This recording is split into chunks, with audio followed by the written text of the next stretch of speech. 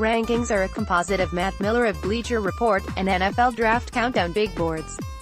Player scouting analysis by Lance Zierlein is linked to NFL.com scouting profiles. Round 1 quarterback. This is maybe one of the stranger draft situations a quarterback-needy team has been in. All three of the top prospects, Murray, Haskins, and Locke, could be gone by the time the Phins pick. All three could also be there.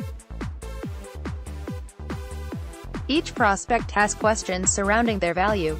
Do the Phins grab a QB to groom behind Fitzpatrick? Do they trade down, or do they go for another player? Guess we will find out soon. Defensive end. Current Dolphins defensive ends: Charles Harris, Jonathan Woodard, Tank Carradine, Jeremiah Valawaga. So yes, this is the biggest Dolphins need. Compound that need with the very real possibility that the Dolphins will be running some version of a bear defense and are gonna need big traditional defensive ends in the plus 265 range. I believe they have one. Lucky for the Phins, the first round offers plenty of options. Montez Sweat, Rashawn Gary, and Clelin Ferrell top the list. Defensive tackle: Jeffrey Simmons and Christian Wilkins coming into play because of their pass rush ability and flexibility in a three-man front. Offensive line. The offensive line is and has been a mess for some time. The Phins have one quality offensive lineman in Laramie Tunsil. The rest is made up of average veterans who have had starting experience. Because they are a veteran group, one wouldn't say they are outright awful, but the Phins could do a lot better. Lucky for the Phins, this draft is loaded with offensive line talent, which pushes this need down a bit for first-round priority. Jonah Williams, Jawan Taylor, and Andre Dillard top the list. Trade down. If the Phins trade down, then they would most likely be looking at an offensive lineman from a BPA and need standpoint. Options for back end of the first round and early second round are Cody Ford, Garrett Bradbury, Caleb McGarry, Dalton Risner, Eric McCoy, and Chris Lindstrom. Dexter Lawrence makes for an intriguing pick as well for his size and versatility. The pick to Clelin Ferrell. Ferrell at 6 feet 4 inches 265 may be on the smaller end for the style of defense. But he is a prototypical traditional defensive end in his ability and strength to anchor against the run, and traits to rush the passer. Christian Wilkins comes in close second with his ability to play 3- and 4-man fronts, but Ferrell is better against the run and fills a bigger need. Round 2 the pick. See Eric McCoy. It's hard to go any other way than offensive line in this round. Whether the Phins go O-line in round 1 or not, it won't be enough, and the second round just offers too much value in Eric McCoy, Chris Lindstrom, Elgton Jenkins, and Greg Little. McCoy gets the nod as he has shown that he can handle first-round talents like Quinn and Williams and Dexter Lawrence, among others. Physically gifted and a team captain, McCoy can anchor the offensive line. Round 3 offensive line. Again, another round full of offensive line talent. Even if they draft 2 offensive linemen in the first 2 rounds, they could still use another. Tackles: Yodny Kahuste, Titus Howard, and guards: Michael Dieter, Connor McGovern, Michael Jordan, highlight the group. Defensive end. As mentioned earlier, the Dolphins need some big traditional ends. Both Anthony Nelson and Joe Jackson come with size and production.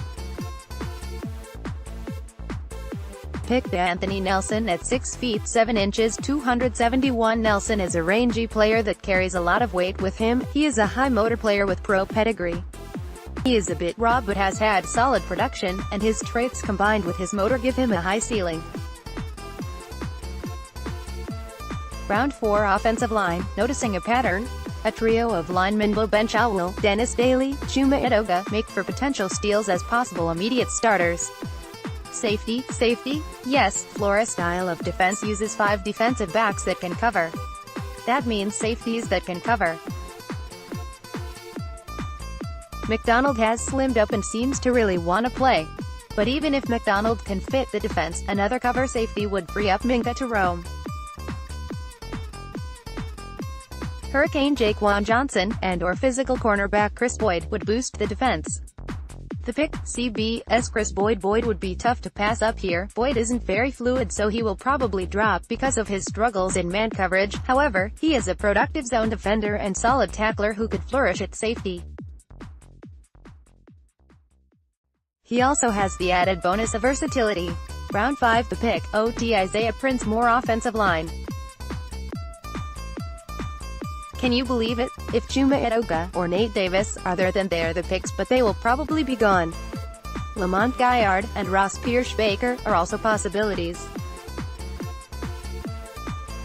Prince gets the nod because he is probably the most well-rounded. He has some bend issues but plays as a natural right tackle that could start early. 6th round, no pick. The Dolphins could end up with some 6th round picks, which should be highlighted by defenders who fell through the cracks.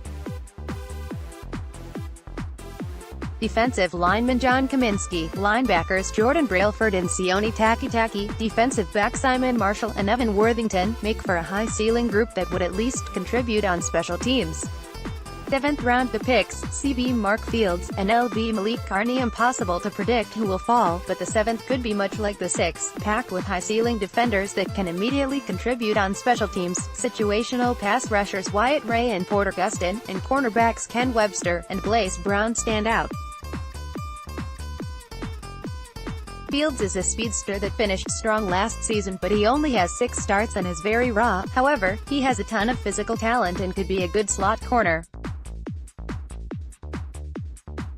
Carney gets the nod as an undersized pass rusher who has had traditional linebacker experience. At 250 pounds, he could be worth a flyer as a developmental prospect to play the Kyle Van Noy linebacker position.